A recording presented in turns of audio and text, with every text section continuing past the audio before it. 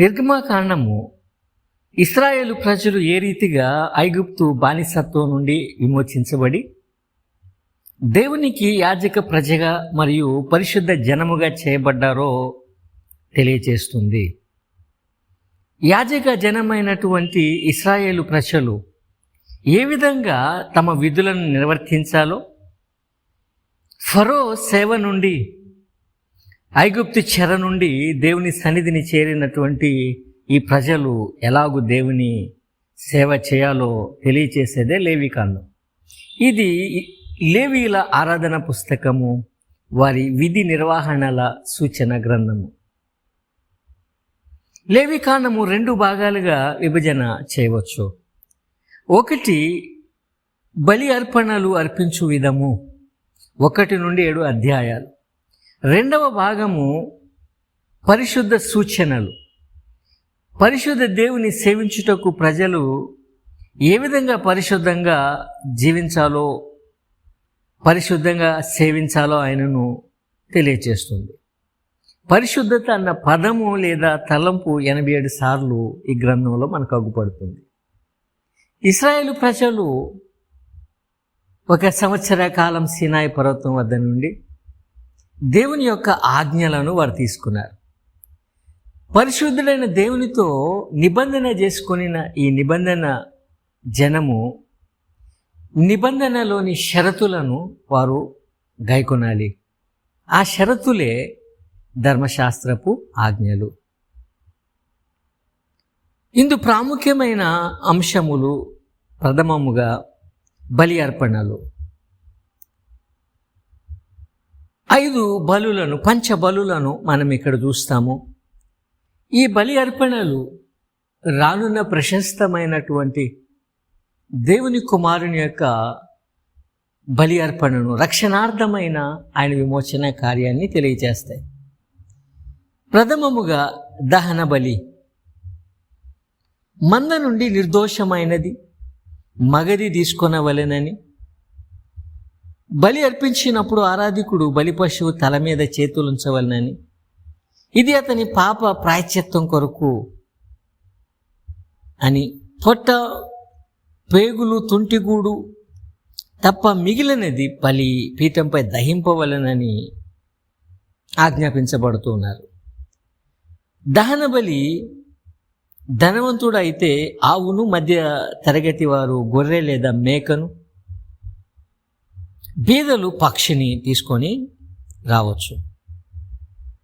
క్రీస్తు ప్రభువు తాను సంపూర్ణంగా చేసిన బలియాగాన్ని ఈ దహన బలి అర్పణ తెలియచేస్తుంది. ఎందుకనంటే దహన బలిలో పరిపూర్ణంగా దేవునికి అర్పింపబడుతుంది కాబట్టి, విశ్వాసి కూడా సంపూర్ణంగా దేవుని సేవ కొరకు అర్పింపబడవలసిన విధమును తెలియచేస్తుంది. రోమపత్రిక 12:1 పౌలు భక్తుడు, సహోదరులారా, పరిశుద్ధమును అనుకూలమును సజీవ యాగంగా మిమ్మును సమర్పించుకొనుడని వ్రాస్తూ దహన బలిని జ్ఞాపకం చేస్తున్నారు. 2వదిగా పాప పరిహారార్థ బలి. దేవుని ఆజ్ఞలలో ఏదైనా తప్పిపోయినట్లయితే ఆ రీతిగా పాపము చేసిన దాన్ని బట్టి చెల్లించవలసినదే పాప పరిహారార్థ బలి. ఇది దేవునికి విరోధంగా చేసిన పాపం. పాప పరిహారార్థ బలిలో బలిపశు యొక్క కొవ్వు బలిపీఠంపై దహింపబడుతుంది. బలి అర్పణ భాగము యాజకునికి ఇవ్వబడుతుంది. శేషము పాలెము వెలుపల కాల్చివేయబడుతుంది. క్రీస్తు ప్రభువు మన పాపములకు పరిహారాన్ని చెల్లించారు. దేవుని ఉగ్రత నుండి మనల్ని తప్పించి విమోచించారు. అందుకే బాప్తిస్మిచ్చి యోహాను ప్రభును చూపించి, ఇదిగో లోక పాపములు మోసుకొని పోవు దేవుని గొర్రెపిల్ల అంటాడు. యోహాను సువార్త 1:29 నుండి. పాప పరిహారార్థ బలిలో యాజకులు పాపం చేసిన యెడల, ఇశ్రాయేలు సమాజం పాపం చేస్తే, భిన్నమైనటువంటి ప్రజలు పాపం చేస్తే భిన్నమైనటువంటి రీతిగా పాప పరిహారార్థ బలి అర్పణ విధానం ఉంది. 3వది అపరాధ పరిహారార్థ బలి లేదా ప్రాయశ్చిత్తార్థ బలి. ఒకడు దేవునికి విరోధంగా పాపం చేసి, ముఖ్యంగా తన సహోదరునికి విరోధంగా పాపం చేయటం ద్వారా దేవునికి విరోధమైన పాపం చేసినట్లయితే, దోచుకొనుట, అబద్ధ ప్రమాణము, ఇతరులకు నష్టం కలిగించుట, అతడు అపరాధ పరిహారార్థ బలి అర్పించాలి. అపరాధ పరిహారార్థ బలి అర్పించడంతో పాటు నష్టము, అతని కలగజేసిన నష్టము, మూలధనం నుండి అతడు 5వ వంతు అదనంగా అపరాధ రుసుముగా చెల్లించాలి. దేవుని వాక్యం అంటుంది, ప్రభువు మన అపరాధములను, మన రుణపత్రమును ఆయన సిలువకు కొట్టివేశారు, మన అపరాధాలను తొలగించారు. కొలసీలకు రాసిన పత్రిక 2వ అధ్యాయం 13 నుంచి 15 వచనాలు.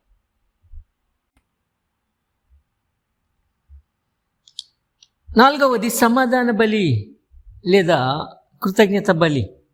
ఈ బలి విశేషం ఏమంటే, కొవ్విన మంచి భాగము దేవునిది, దాన్ని బలిపీఠంపై అర్పిస్తారు. బలి అర్పణలో బోర, కుడికాలు లేదా జబ్బ యాజకునిది, మిగిలినది ఆరాధికునిది. ఇతడు కృతజ్ఞతగా, స్వేచ్ఛార్పణగా ఈ అర్పణను అర్పిస్తాడు దేవునికి. ఈ అర్పణలో భాగమును 2వ దినం కూడా భుజించవచ్చును, కానీ 3వ దినము భుజించువాడు దోషం చేయవాడు. ఎందుకంటే దేవుని కార్యాన్నతుడు అశ్రద్ధగా చేస్తూ ఉన్నాడు. క్రీస్తు ప్రభువు మన సమాధానార్థమై సిలువలో మరణించానని, ఆయన నరులను దేవునితో సమాధానపరిచానని దేవుని వాక్యం తెలియజేస్తుంది. రోమపత్రిక 5వ అధ్యాయము 10వ వచనం. అలాగే కొలసీ 1:19. 5వది నైవేద్యము, మీల్ ఆఫరింగ్. నైవేద్యము హెబ్రీ భాషలో మించా అని కూడా పిలుస్తారు. అంటే పై అధికారి మెప్పు కొరకు, ఆయన దయ కొరకు సామాన్యుడిచ్చే బహుమానం. ఇందు రక్తము చిందించవలసిన అవసరత లేదు. రక్తము చిందింపనవసరము లేనటువంటి అర్పణం ఇది. దేవుడు కేవలం రక్తమును మాత్రము కోరడలేదు అనడానికి ఈ అర్పణ ఉదాహరణ. దేవుడు హృదయమును కోరుకుంటున్నాడు, కనికరాన్ని కోరుకుంటున్నాడు. ఇందు నైవేద్యములో గోధుమ పిండి, ద్రాక్షరసము, నూనె, పంటలో ప్రథమ ఫలములు, పంటలో భాగము దేవునికి అర్పించుట జరుగుతుంది. గోధుమ పిండి నైవేద్యమును యాజకుడు చారుడు నూనె, చారుడు సాంబ్రాణి, ఆరాధికుడు తెచ్చిన దాని నుండి తీసుకొని ఆ భాగమును బలిపీఠంపై దహింపగా మిగిలినది యాజకునికి చెల్లించబడుతుంది.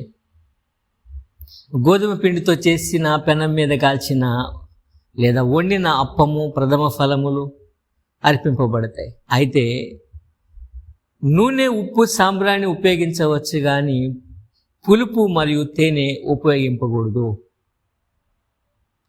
ఈ రీతిగా పంచ బలులు మనకు అగ్గుపడుతూ ఉన్నాయి.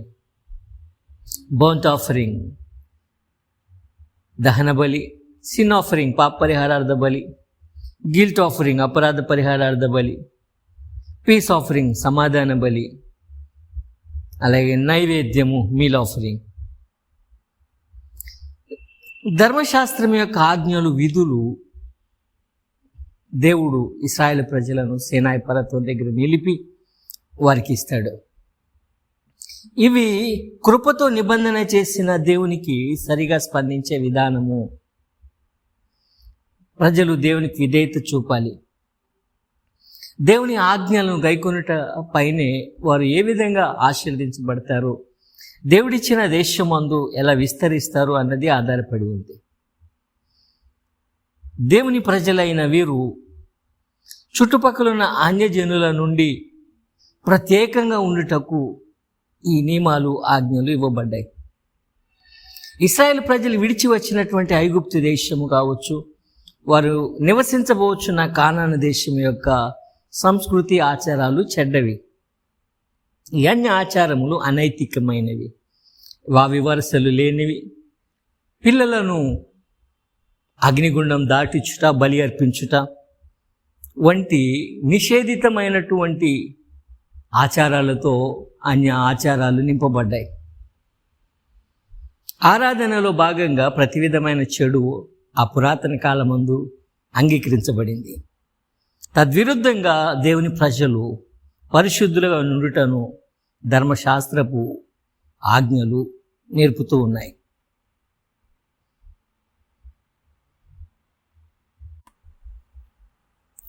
అనేకులు నేడు బైబిల్ నందు ధర్మశాస్త్రానికి ముందు కావచ్చు లేదా ఆ తదుపరి కావచ్చు అన్య జనుల కన్నా హీనంగా మరియు ఘోరంగా దేవుని ప్రజలు చేసినటువంటి పాపములను ప్రస్తావిస్తూ బైబిల్ గ్రంథాన్ని కూడా హేళన చేయడానికి ప్రయత్నం చేస్తూ ఉంటారు. అవును, దేవుని వాక్యము తన ప్రజల పాపములను దాయదు.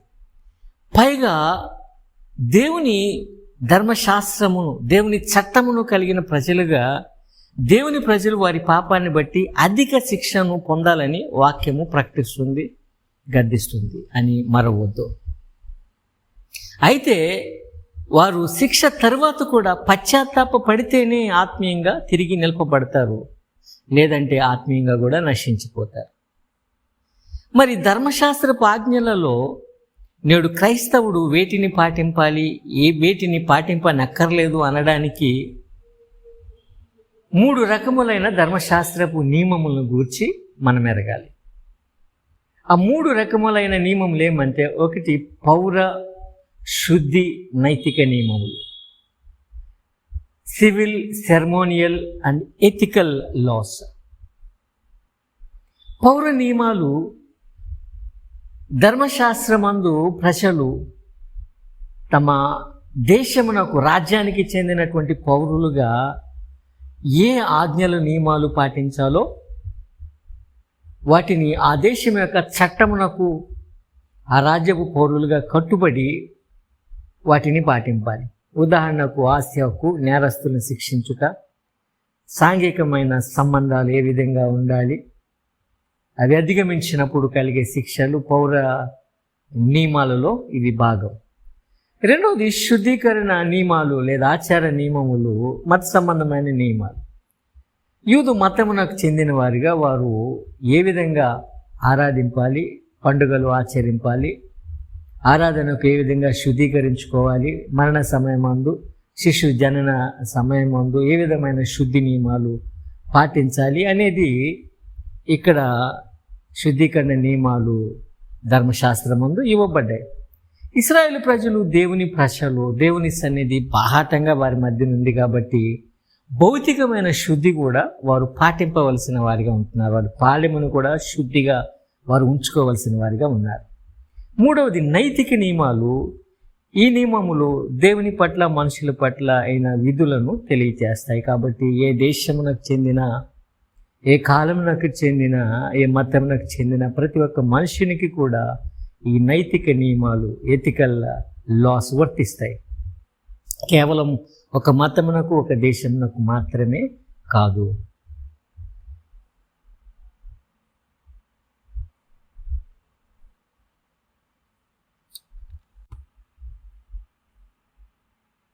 బలి అర్పణలు మరియు ధర్మశాస్త్రముతో పాటు మరొక ప్రాముఖ్యమైన అంశము లేవియ కాండములో యాజకత్వము. మోషే వరకు అనగా ధర్మశాస్త్రమునకు ముందు బలి అర్పణలను కుటుంబం యొక్క పెద్ద అర్పించేవాడు. ఉదాహరణకు యోబు మరియు అబ్రహాము తమ కుటుంబములకు వారు బలి అర్పణలతో యాజకత్వము నెరపినట్లుగా మనం చూస్తాం. ధర్మశాస్త్రమును దేవుడు ఇచ్చిన తర్వాత దేవుని సేవ కొరకై పరిశుద్ధ జనమైనటువంటి, పరిశుద్ధ రాజ్యమైనటువంటి ఇశ్రాయేలు ప్రజలు, థియోక్రటిక్ నేషన్, దేవుని రాజ్యమైన ఇశ్రాయేలు ప్రజల కొరకు దేవుడు యాజకత్వాన్ని కూడా ఇచ్చాడు. లేవి గోత్రమును ఆయన దేవుని సేవ కొరకు ప్రత్యేకపరుచుకున్నాడు. దానికి 2 ప్రాముఖ్యమైన కారణములు. ఇశ్రాయేలీయులు అరణ్య యాత్రలో సీనాయి పర్వతం వద్ద దేవునికి అపనమ్మికగా నున్నప్పుడు లేవీయులు దేవుని పక్షంగా నున్నారు. అందుబట్టి దేవుడు వారిని మందిర సేవ కొరకు ఆయన వాడుకున్నాడు. అంతేకాకుండా ఇశ్రాయేలు గోత్రములలో ప్రతి తొలిచూలు బిడ్డ మగబిడ్డ వచ్చి మందిర సేవ చేయటం సాధ్యపడదు కాబట్టి తొలిచూలు బిడ్డకు బదులుగా ఒక గోత్రము, లేవియ గోత్రమును దేవుడు మందిర సేవ కొరకు, ప్రథమంగా ప్రత్యక్ష గుడారం యొక్క సేవ కొరకు ఆయన ఏర్పరచుకున్నాడని వాక్యం తెలియజేస్తా ఉంది.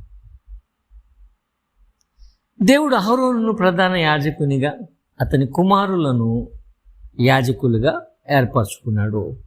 లేవి కుటుంబము యాజకుల బాధ్యతలు నిర్వహించుటలో సహాయకులుగా ఉంటారు, మందిర సేవ చేస్తారు.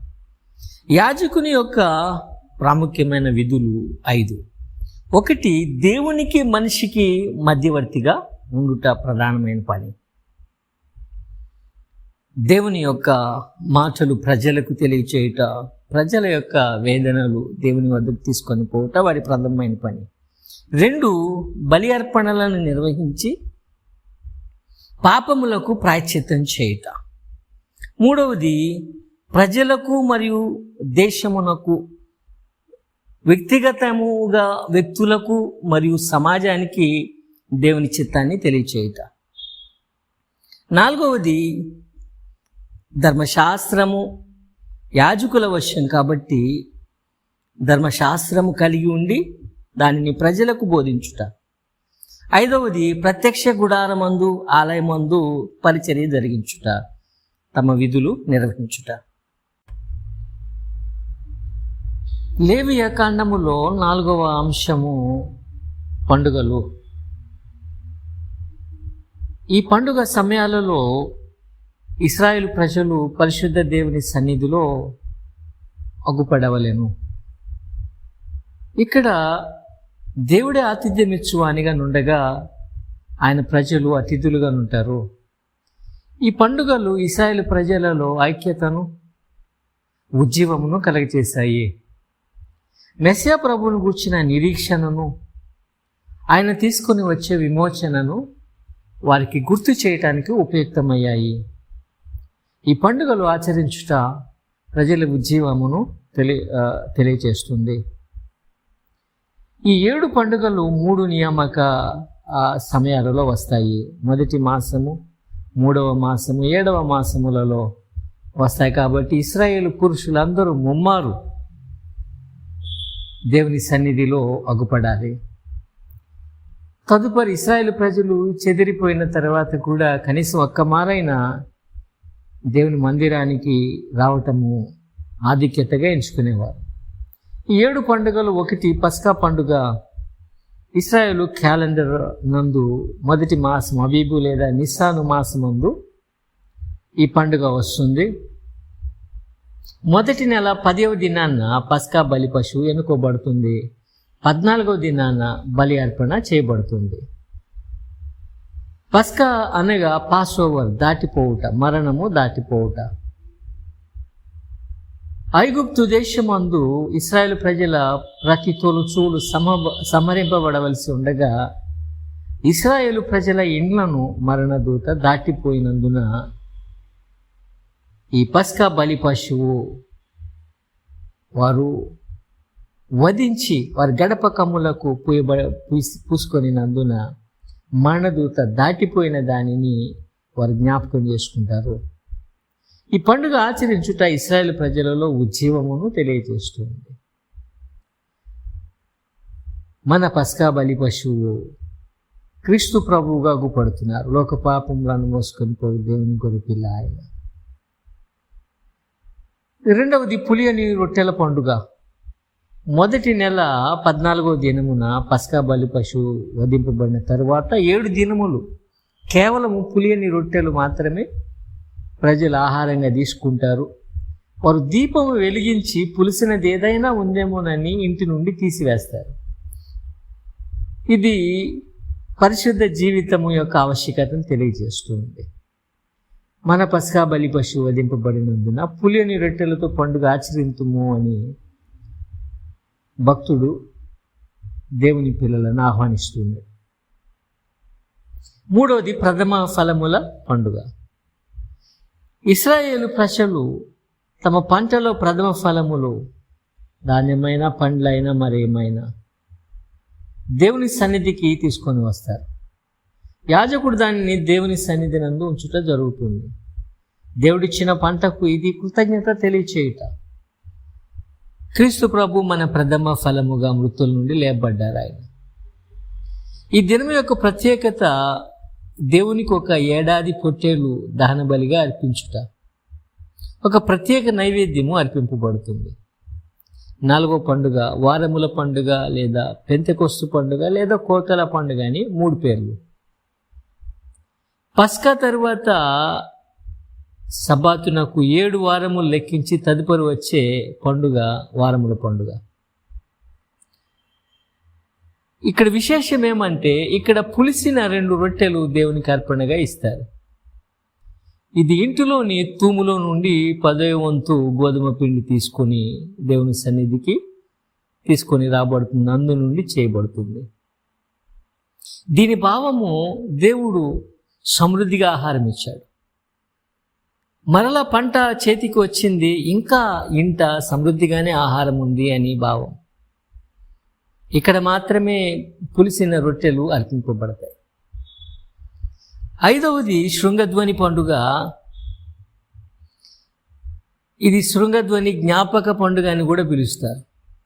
ఇశ్రాయేలు ప్రజలు పరిశుద్ధ సంఘంగా కూడి దేవుని లేఖనాలు పఠించడానికి, ధర్మశాస్త్రం ఆచరించుటకు కూడి రావడానికైనా పిలుపిది. 7వ నెల తిషరి మాసం అందు ఇది ఆచరిస్తారు. 6వది మహాప్రాయశ్చిత్తార్థ దిన పండుగ. ఈ దినమందు ప్రధాన యాజకుడు ప్రత్యక్ష గుడారంలో అతి పరిశుద్ధ స్థలంలో ప్రవేశిస్తాడు. ఈ దినమందు అతడు తన పాపముల కొరకు, తన ప్రజల పాపం కొరకు ప్రాయశ్చిత్తం చేసుకుంటాడు. ఈ దినం అత్యంత ప్రత్యేకమైన దినం. 7వ మాసం 10వ దినమున ఈ మహాప్రాయశ్చిత్తం జరుగుతుంది. ఇశ్రాయేలు సమాజము కొరకు 2 మేక పిల్లలను పాప పరిహారార్థ బలిగా తీసుకొని రావాల్సి ఉంటుంది.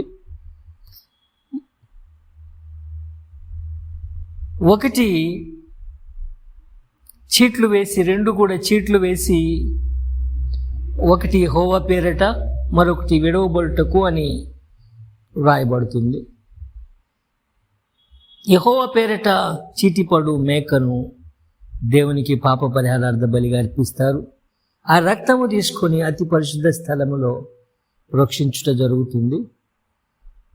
విడవబడు మేక సమాజం యొక్క దోషములు భరించి అది అరణ్యమునకు విడవబడుతుంది.